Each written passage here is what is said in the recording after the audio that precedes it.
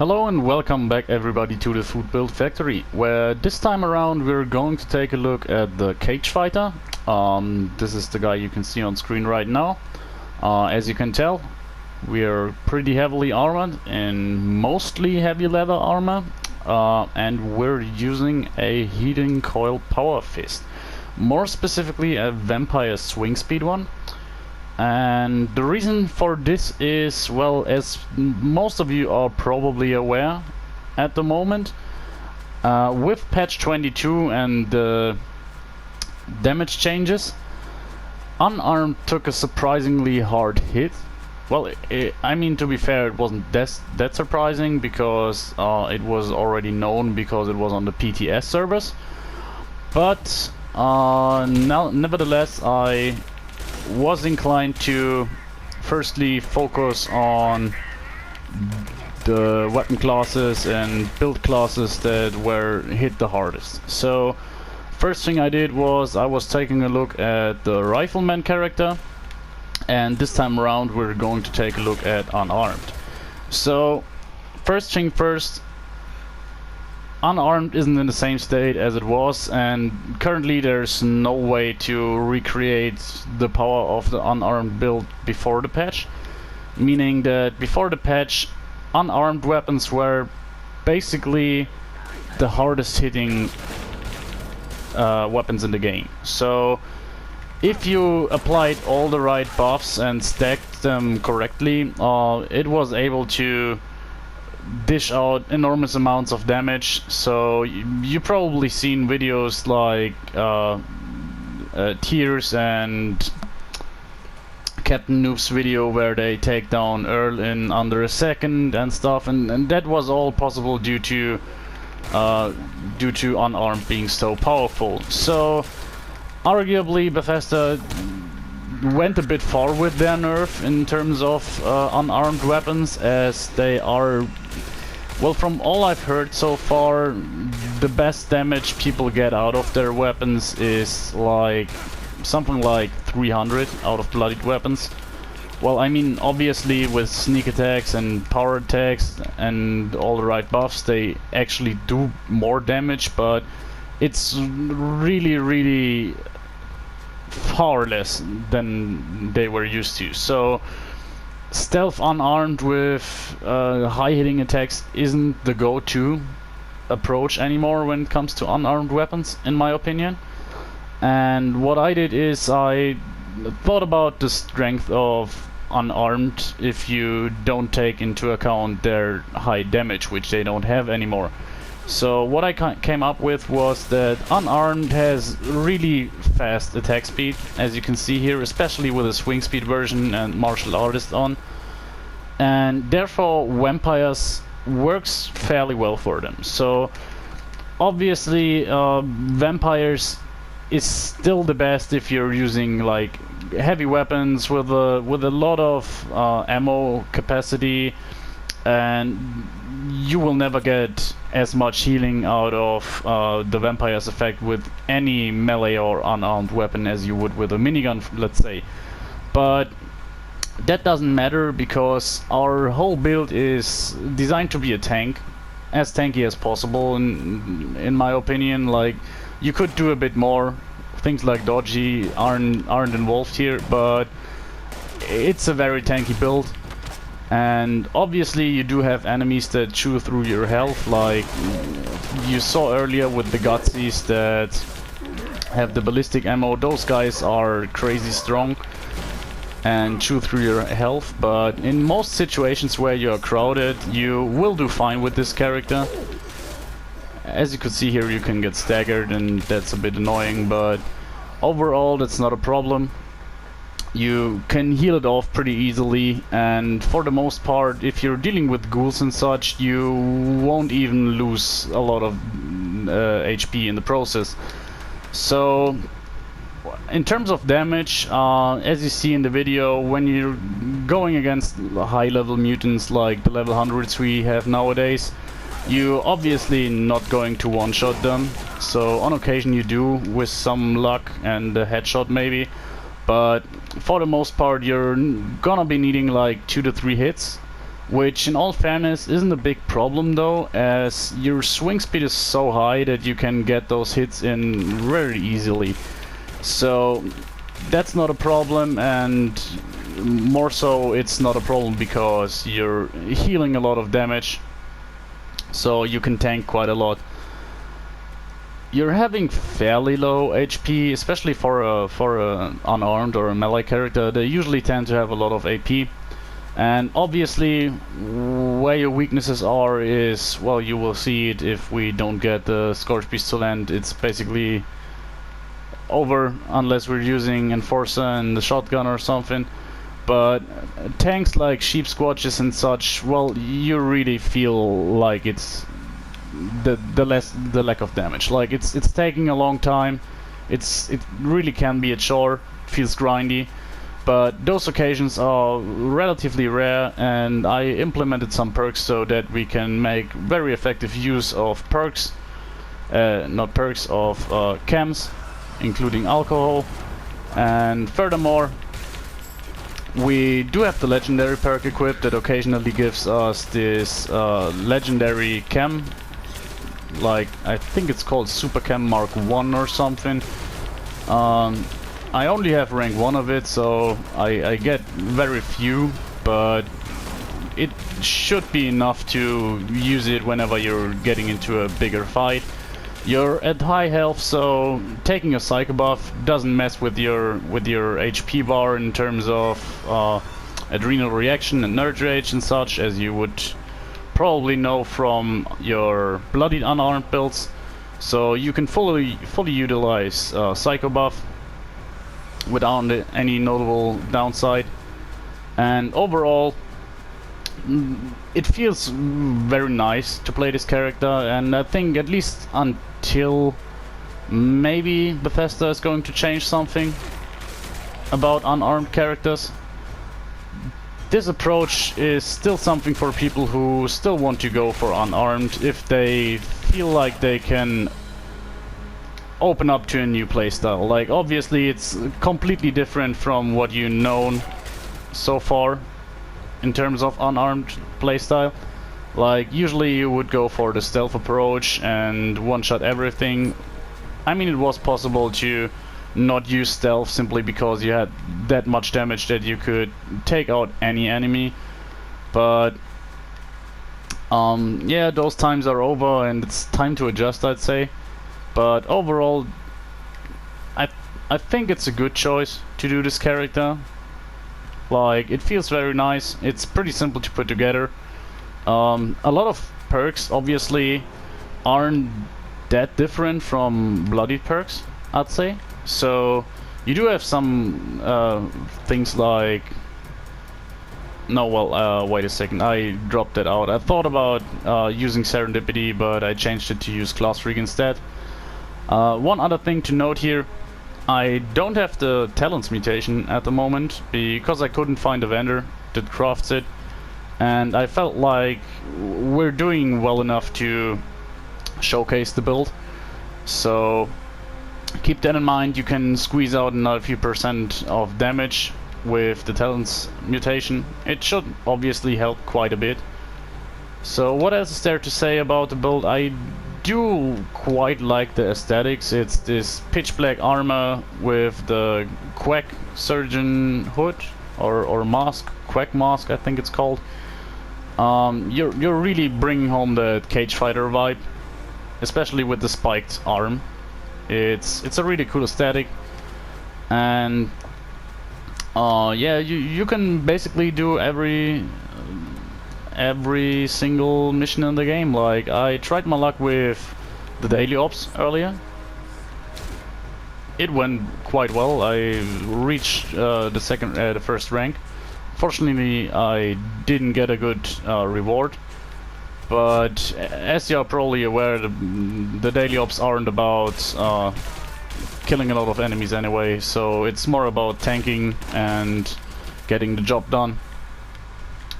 Well, anyways, we're going to kill a few Blood Eagles over there. Then I think there should be like 2 or 3 more ghouls, and then we call it a video there. And I'm going to go over the build itself. You might have noticed here that so far I haven't taken any chems or alcohol, so I wanted you to see how the build does without consumables, because I know especially a lot of casual players aren't really fond of using consumables. I totally get why. I'm usually not that big a fan either. So as you can see, we're doing well. One thing to note here is this is something, well, according to everyone I talk to, this is the new go-to approach: power attacking. So whenever you're using melee weapons or unarmed weapons, powered attacks became way more important with the latest update.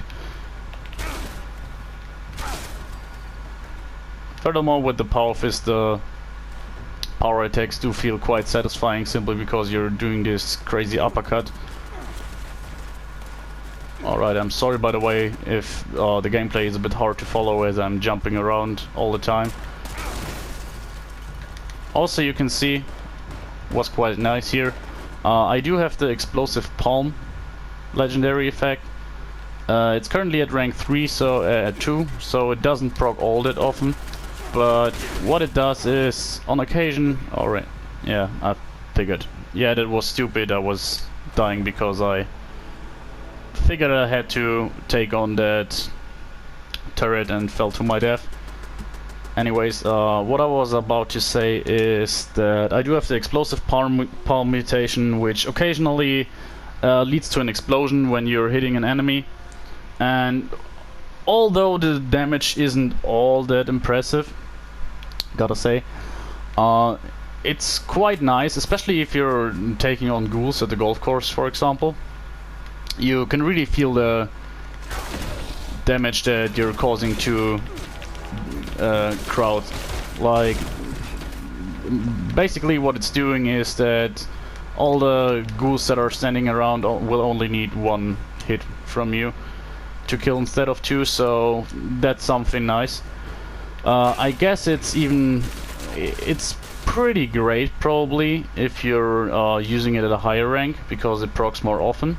And one thing to note about this legendary perk, from all I know, it isn't affected by Demolition's Expert. That's something that would be easy to believe. Oh wow, I didn't even notice that we now have level 5 beavers. If we hit them, we can even kill them. So, yeah, the build is pretty straightforward. I don't know what to say about it. You've seen how it works out. Now, even though the Deathclaws aren't the tankiest enemies, I will try to use this enemy to show you how we're doing with buffs. So, that wasn't a hit, by the way. With some power attacks, we can take it down fairly easy. So, as you saw here, we're far away from the times where we would have easily one-shot that guy with a bloodied build, or even with a non-bloodied one with some buffs. But, well, this is what we have now, and it's time to go for DPS rather than for damage per shot. So, taking another look at our character here, and then we're going to take a look at the equipment as well as our perks and mutations. So here's the guy, and now we're taking a look at the weapon. Vampire Swing Suite, Power Fist with the heating coil. Ideally we would like the rebar attachment. I think it's called the puncturing mod. It would give us a better benefit than those 19 energy damage, but I didn't have that mod on me, so I couldn't really do it. But as you saw, it works quite well anyways.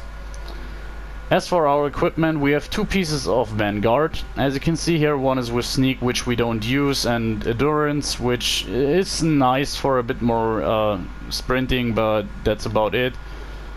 Here we do have increased sweet spot while lockpicking, which is utter garbage, but the extra radiation resistance is quite nice. So down there is nothing, yes. Here we do have 2 mutants pieces, which, well, the Cavalier piece is probably not the worst thing. Same with Sentinel, but what we really want here is the poison resistance as well as this poison resistance here. So this makes us really more tanky against enemies like the legendary Myala Kings and such. And here's another piece with radiation resistance. This one's bolstering. So as you can see here, it's everything pretty mixed up. Ideally I would have liked a full set of Vanguards. One or two pieces with AP refresh wouldn't be all that bad, but well, that's what we have. So as for the effects here, you can see we're not having a lot of mutations here. Bird Bones and Adrenal Reaction are currently suppressed, simply because I used mutation serums, but well, they're negatives, you wouldn't really mind. Like 50 less HP on a high health character like this isn't all that much. And the Bird Bone Serum, we do have Class Freak on, so it would just be -1 strength, which isn't all that much either. As for the mutations themselves, we do have Adrenal Reaction, Bird Bones, Marsupial, Speed Demon and Twisted Muscles. So as I said earlier in the video, ideally we would like to have Talons, which gives us another 25 bonus to melee damage and bleeding damage. So that would definitely be a nice boost. Adrenal Reaction, we're barely making use out of it, simply because we're trying to always be at high health, and usually we can do that.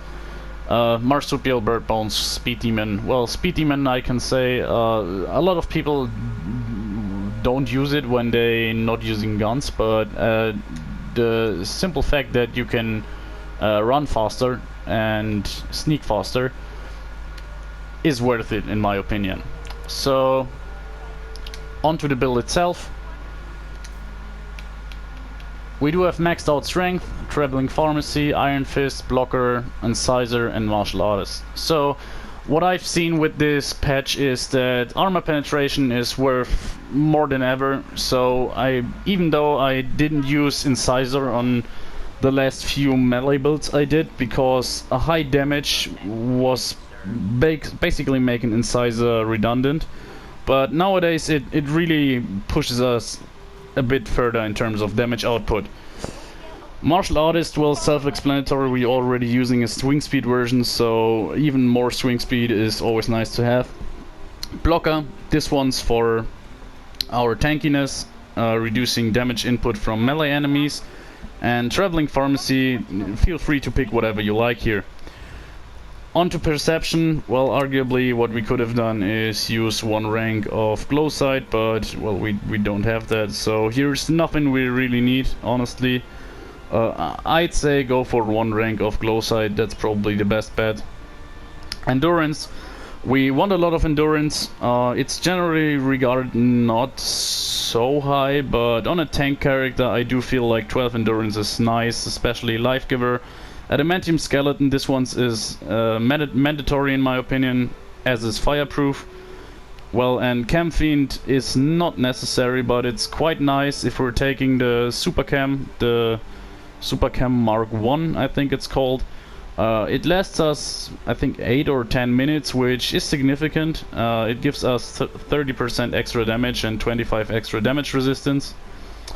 As for Charisma, we're using 2 ranks of Tenderizer, 3 ranks of Party Boy.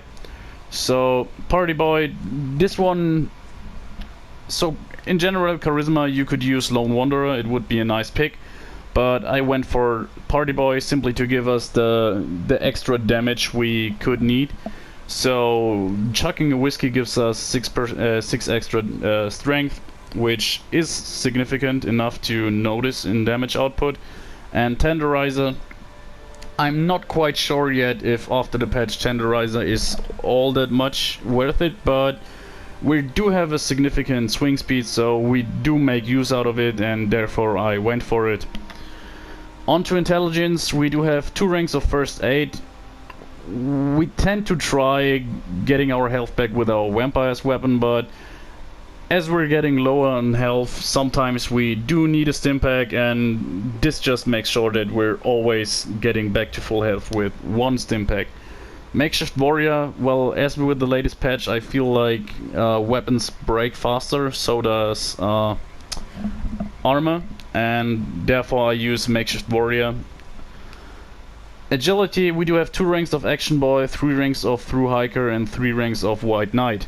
So, Through Hiker, if you don't need it, take something else, max out Action Boy or use Adrenaline.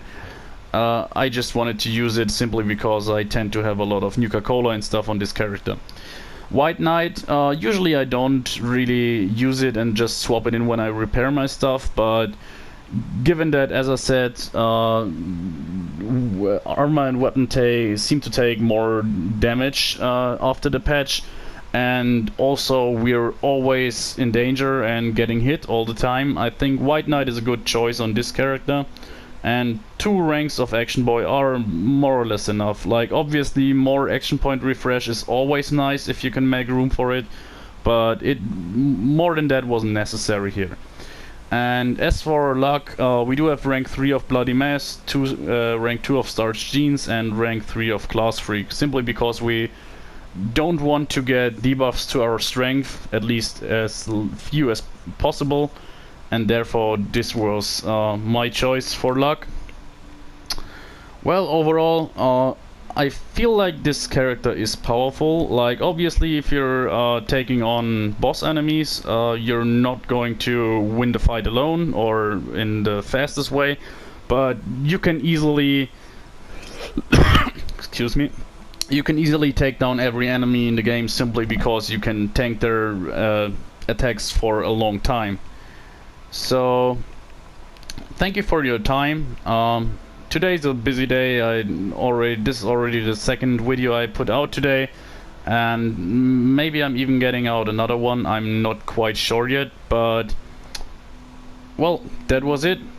That was the Cagefighter, and I hope you enjoyed it and have fun. See you next time.